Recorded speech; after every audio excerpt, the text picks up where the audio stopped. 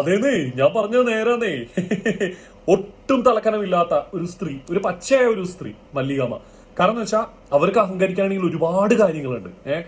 ഒന്നാമത്തെ കാര്യം, അവരുടെ ഒരു സ്പേസ് നോക്കാം. എത്ര വർഷക്കാലമായ മലയാള സിനിമയിൽ നിൽക്കുന്ന ഒരു നടിയാണ് മല്ലിക സുകുമാരൻ. അതുമാത്രമല്ല, അവരുടെ ഭർത്താവായ സുകുമാരൻ രണ്ടാമത് പ്രിവിലേജ്, മൂന്നാമത് അവരുടെ രണ്ടു മക്കള് പൃഥ്വിരാജിനെയും ഇന്ദ്രജിത്തിനെയും, അവരെ രണ്ടും മക്കള് ഏത് നിലയിൽ നിൽക്കണമെന്ന് എല്ലാവർക്കും അറിയാവുന്ന കാര്യങ്ങൾ. അപ്പൊ അഹങ്കരിക്കണമെന്നുണ്ടെങ്കിൽ ഈ വക കുറച്ച് കാര്യങ്ങളൊക്കെ മതി. സാധാരണ മനുഷ്യന്മാരെ നമുക്ക് അറിയാവുന്ന കാര്യമല്ലേ. എന്റെ ബർത്ത്ഡേക്ക് 2 ദിവസം മുമ്പായിരുന്നു. ഒരുവിധം ആൾക്കാരൊക്കെ എനിക്ക് മെസ്സേജ് അയച്ചു, വിഷ് ചെയ്തു. എല്ലാവരോടും താങ്ക്സ് ഉണ്ട്. ഒരു ബർത്ത്ഡേ വിഷു വന്നപ്പോൾ ഞാൻ പെട്ടെന്ന് അങ്ങ് ഹാപ്പി. നിങ്ങളുടെ ഒക്കെ വിഷു വന്നപ്പോൾ ഞാൻ ഹാപ്പി അല്ല എന്നല്ല പറയണേ, അതുണ്ട്. പിന്നെ ഒരു സ്പെഷ്യൽ ആയിട്ട് ഒരാൾ നമുക്ക് അയക്കുമ്പോൾ അതിനൊരു ഭംഗി കൂടുമല്ലോ. അപ്പോൾ അതെനിക്ക് ഒരുപാട് സന്തോഷം ഉണ്ടാക്കി. എന്റെ ബർത്ത്ഡേക്ക് മല്ലികാമ്മ എനിക്ക് വിഷ് അയച്ചത് എനിക്ക് ഒരുപാട് സന്തോഷം തോന്നി. പേഴ്സണലി ഇടയ്ക്ക് സംസാരിക്കാറുണ്ട്, മെസ്സേജ് അയക്കാറുണ്ട്. അമ്മനോടൊരു വിശേഷം അങ്ങോട്ട് ചോദിച്ചു, അമ്മ എല്ലാ വിശേഷം കൂട്ടി നമ്മളോട് പറയും.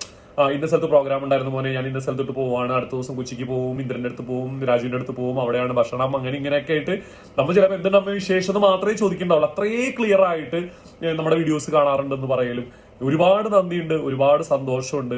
എന്തായാലും എന്റെ ബർത്ത്ഡേയിൽ നിങ്ങളുടെ എല്ലാവരെയും കൂടിയുള്ള വിഷസ് ഒക്കെ എനിക്ക് കിട്ടിയതിലും അതിന്റെ കൂടെ മല്ലികാമ്മ അയച്ച ആ വിഷസും ഒക്കെ ഞാൻ നെഞ്ചോട് ചേർത്ത് വെക്കുന്നു. Thank you so much.